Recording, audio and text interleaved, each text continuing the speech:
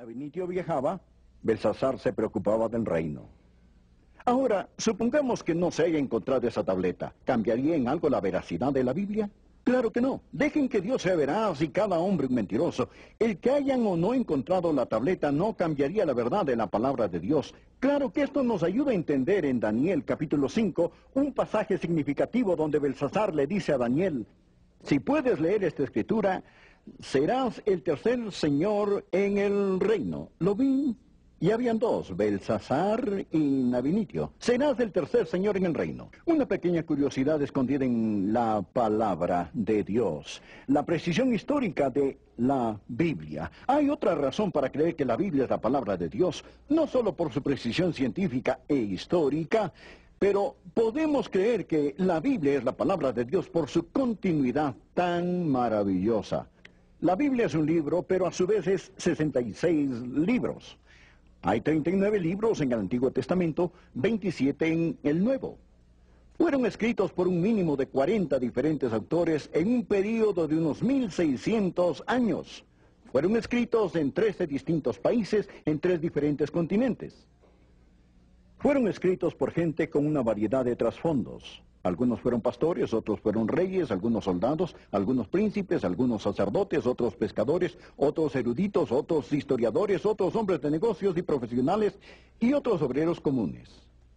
Ellos escribieron este libro sobre una variedad de temas desde diferentes puntos de vista, en por lo menos 3 diferentes idiomas. Hay tantos temas, pero cuando están juntos no forman 66 libros. Desde Génesis a Apocalipsis se lee como un libro. La Biblia tiene increíble continuidad. Ahora, la Biblia tiene un solo tema: la salvación. La Biblia tiene un héroe, su nombre es Jesús, un canalla. Él es el diablo. Un propósito: glorificar a Dios. Jesús dijo: la escritura no puede ser quebrantada, ni una jota ni una tilde pasará de la ley hasta que todo se haya cumplido. ¿Cómo sucedió? ¿Cómo se escribió la Biblia sin inspiración divina? Absolutamente imposible. El doctor Tarrey da este ejemplo.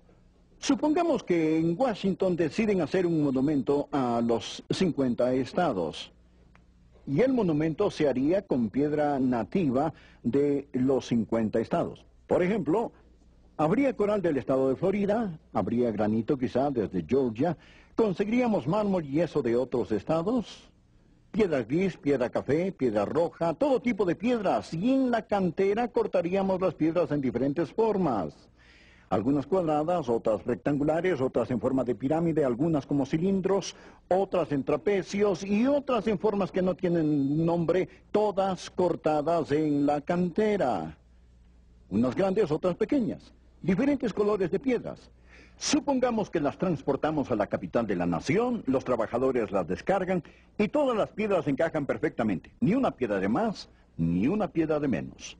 No hay que cortar ninguna y no hay que añadir pedazos. Todas caben juntas, todas encajan. Y al terminar, hay un hermoso, bello, perfecto y simétrico templo. Y ahora, pensándolo bien, ¿dirían que esto ocurrió al azar? Claro que no. Sería completamente imposible. La única respuesta es que había un arquitecto que diseñó todo y mandó las especificaciones a la cantera, ¿verdad? No hay que ser un genio para reconocer eso. Entonces, ¿cómo podemos explicar la Biblia? ¿Cómo explicamos la continuidad de la Biblia, aparte de la inspiración divina? Esa es la razón por la cual creemos que la Biblia es la palabra de Dios. Aquí hay otra razón por la cual creemos que la Biblia es la palabra de Dios. Y es las profecías cumplidas de la Biblia. ¿Sabían que la Biblia es el único libro en el mundo con profecías precisas? Lean lo que los astrólogos y magos dicen en los periódicos y muéranse de risa si quieren. Pero al leer la Biblia y las profecías de la Biblia es para quedarse admirado. Y el tema de profecía es tan grande que ni siquiera puede empezar a tocarlo. Sería como vaciar el océano con una tacita. Hablemos de las profecías que tratan sobre el personaje principal de la Biblia, Jesús. Hay más de 300 profecías específicas sobre Jesucristo en el Antiguo Testamento que han sido cumplidas en el Nuevo Testamento. Ya están cumplidas. El decir que éstas se han cumplido al azar es una imposibilidad astronómica. como las estadísticas lo dicen. Jesús infinitamente cumplió las profecías. ¿Saben lo que dicen los escépticos? Que él era un estudiante del Antiguo Testamento y lo arregló todo para poder cumplir esas profecías. Ya todo estaba arreglado. Saben, en un sentido tienen razón. Claro que lo arregló. Arregló donde iban a nacer mucho antes de nacer. Amén.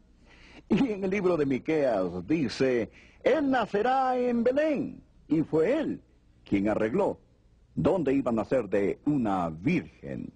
Jesús hizo los arreglos para que el profeta Isaías escribiera un sinnúmero de detalles sobre el Señor Jesús siglos antes de que naciera.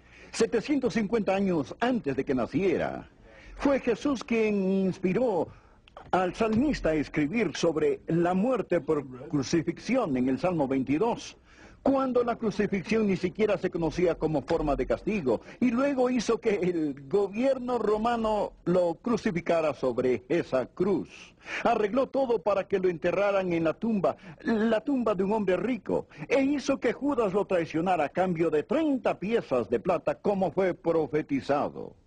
Y aquí viene lo más maravilloso. Él planeó resucitar de los muertos y salir de la tumba al tercer día. ¡Aleluya! Así lo planeó, por supuesto. Que 500 lo vieran y quedaran tan convencidos de su resurrección que pagarían por esa verdad con sus vidas, sin esperanza de ganancia material o física, porque ya no temían a la muerte. El hombre puede vivir por una mentira, pero nadie muere por una mentira.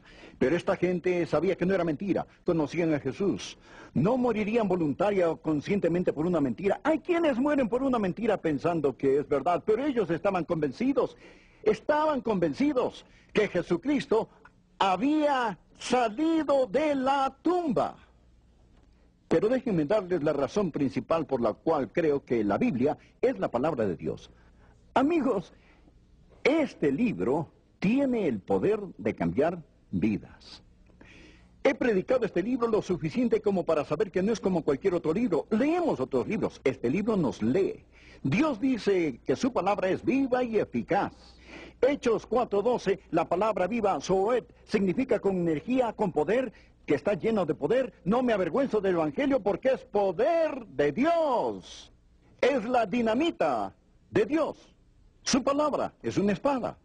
Es como semilla, es como pan, es como martillo que quebranta la piedra. Hay gente que viene a escucharme predicar. ¿Por qué vienen? Quizá por curiosidad, quizá para criticarme, y se sientan y miran y dicen, veamos qué dice este loco. Y uno puede tratar de mirarles a los ojos y tratar de... Si se fijan en mí, claro que van a encontrar mucho que criticar. Pero cuando tomamos la palabra de Dios y domingo tras domingo tras domingo usamos esa palabra, Dios dice, ¿no es mi palabra como martillo que quebranta la piedra?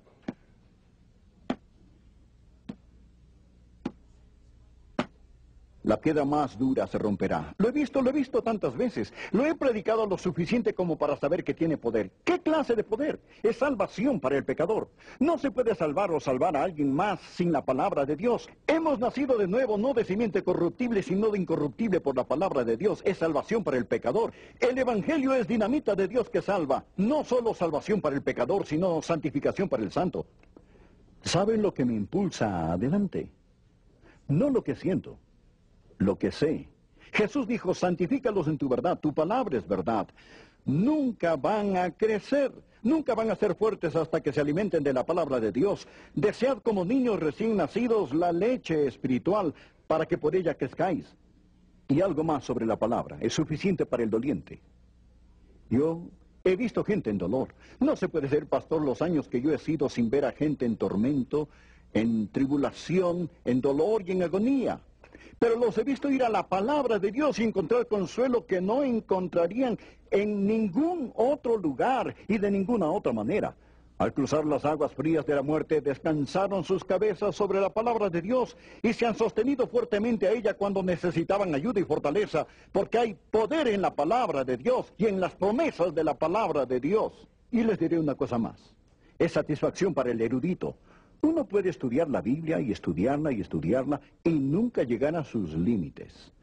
Nunca llegarán a sus cimas más altas. Nunca podrán comprender a fondo las grandes verdades de la Biblia. Es una fuente continua, es un mar sin fondo, es una cima soleada que nunca van a alcanzar.